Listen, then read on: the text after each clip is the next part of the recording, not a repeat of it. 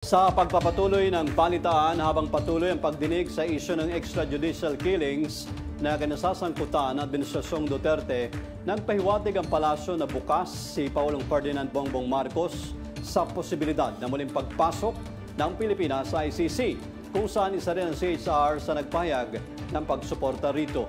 Detalye hatid sa atin ni Jason Gusilatar. Ipinahayag ng Malacanang na bukas si Pangulong Ferdinand Marcos Jr. na talakayin ang posibilidad ng muling pagsapi ng Pilipinas sa International Criminal Court.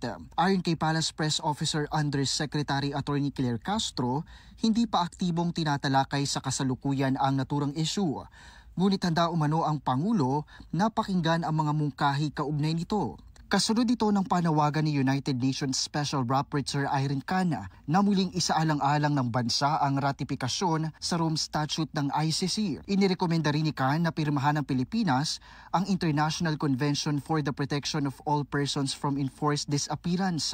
Matatandaang kumalas ang Pilipinas sa ICC noong 2019 sa ilalim ng Administrasyong Duterte.